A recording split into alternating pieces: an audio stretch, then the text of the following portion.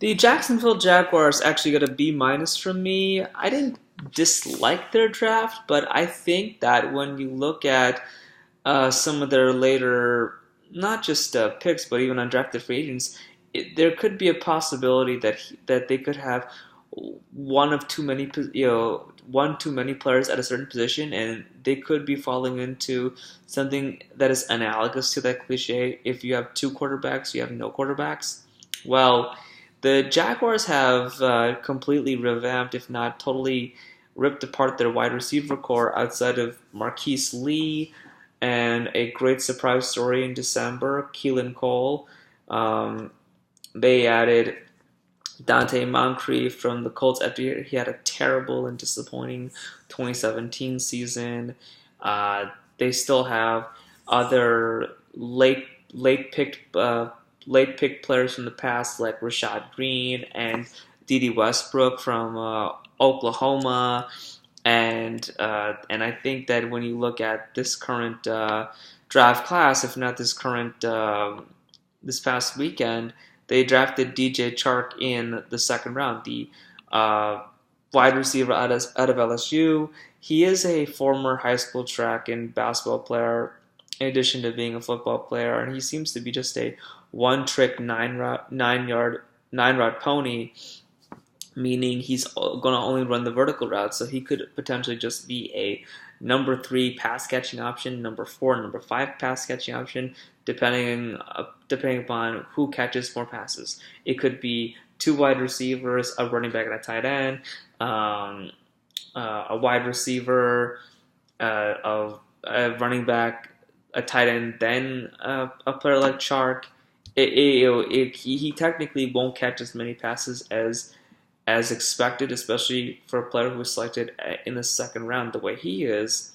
But you hope for the best considering he had a really monstrous Senior Bowl performance, and you should never turn down a 20-yard per catch average, and you have to even find ways for him to get down the field, get open, and make sure that he makes the best of Blake Bortles' passes. I think that it's possible that maybe it could be for the best that the Jaguars start the undrafted free agent from Kentucky Wesleyan in 2017, Keelan Cole, as he had 426 yards on 20 passes on 20 catches in all of December of 2017.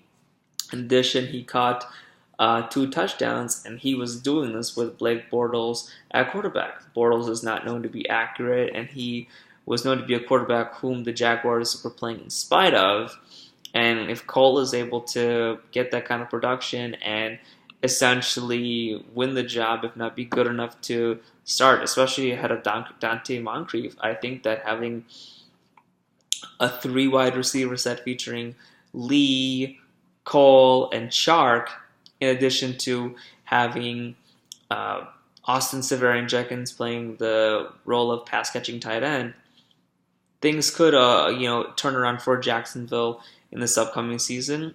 It's kind of weird that everyone is saying, "Oh, are they going to get a quarterback? Are they going to do this? Are they going to do that?" I mean, I think that they're fully locked and loaded with Blake. If not, they feel completely committed to Blake.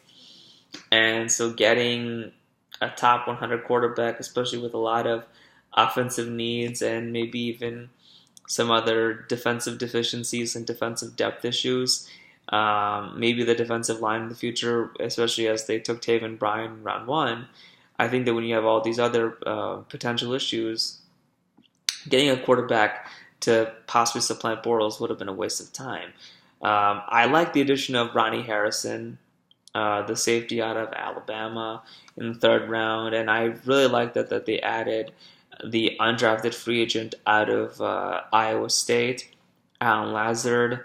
On Sunday, I had listed Lazard as one of the best undrafted free agents to go after, especially as he was not just the all-time receptions and receiving yards leader in Iowa State Cyclones history, but he was a Senior Bowl invite that also ran 4.55 and jumped over 10 feet in both his combine performance in pro day.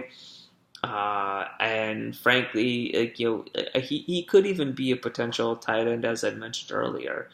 A lot of things to look forward to in Jacksonville in 2018. Hopefully, it actually stays in Jacksonville, considering Shad Khan's recent purchase of Wembley Stadium. But that whole stadium stuff is something that they could worry about when the lease is about to expire.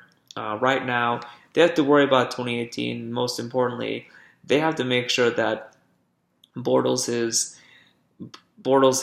passing performance is intact, because if you keep on changing weapons and you keep on breaking a lot of continuity, not only can you fail him, but you don't look like a very competent organization when it comes to creating a good team that must have long-term success.